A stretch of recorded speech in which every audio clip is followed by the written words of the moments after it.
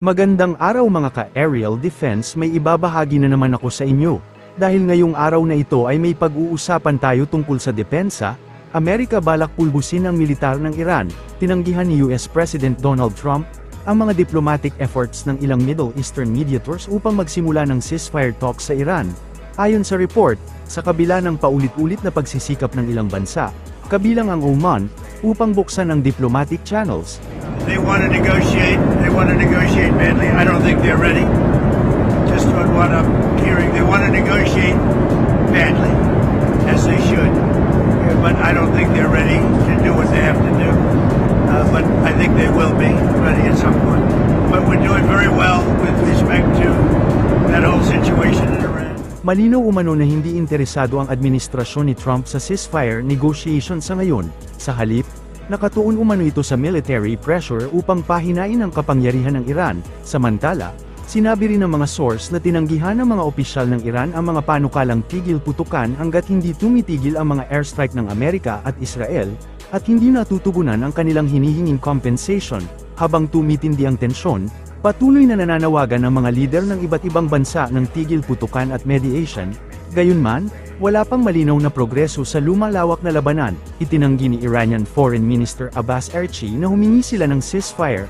Sinabi nito na hindi rin kailanman na humirit sila ng anumang negosasyon dahil sa ginawang pag-atake ng Israel at US. No, it's not a war of survival. We are stable and strong enough. We are only defending our people from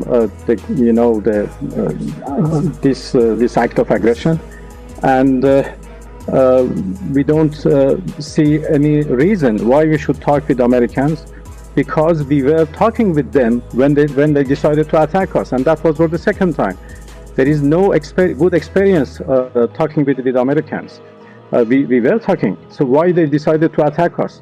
So what is good if we go back to talk once again? One of the elements of a deal that we were negotiating with our American interlocutors, that element dealt with the question of Iran's 60% enriched material, and I offered actually that we are ready to dilute those enriched material, or downblend them, as they say, into lower percentage. So that was a big offer, a big concession, in order to prove that Iran has never wanted nuclear weapons and would never want them. Are you willing to give that up now?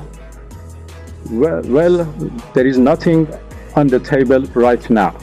Everything depends on the future. If any time in the future we decide to enter into negotiation with the US or other interlocutors, we may decide what to put on the table. For the time being, nothing is on the table. Wala aniyang rason silang nakikita kung bakit kailangan nilang makipag-usap sa US. Giit nito dahil habang nagkakaroon aniya sila ng pag-uusap ay doon naman nagdesisyon ng US na atakihin sila.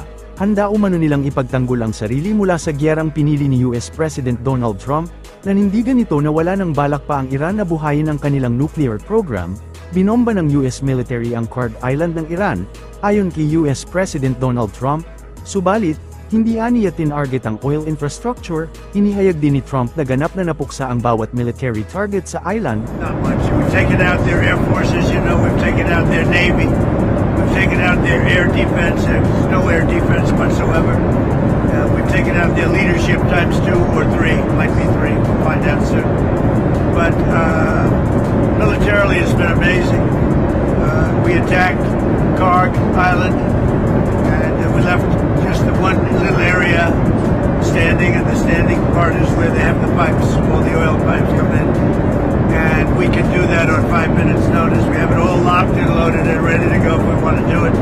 But we chose not to do it. I chose not to do it yet. We'll see what happens. Nagbanta rin si Trump ng pag-atake sa infrastruktura ng langis ng Iran kung ipagpapatuloy ng Iran ang pagharang sa mga barkong dumaraan sa Strait of Hormuz. Ang naturang isla ay isang critical economic lifeline para sa Iran, kung saan dito dumaraan ang 70% ng iniluluwas na langis ng Iran, ayon sa news agency na konektado sa Islamic Revolution Guards Corps. Mahigit 15 pagsabog ang narinig sa isla sa kasagsagan ng pag-atake ng Amerika. Tinarget umano ang air defense, naval base, airport control tower at isang helicopter hangar sa isla. Bagamat base sa ulat mula sa Iranian state media, wala umanong pinsala sa oil infrastructure sa Kard Island.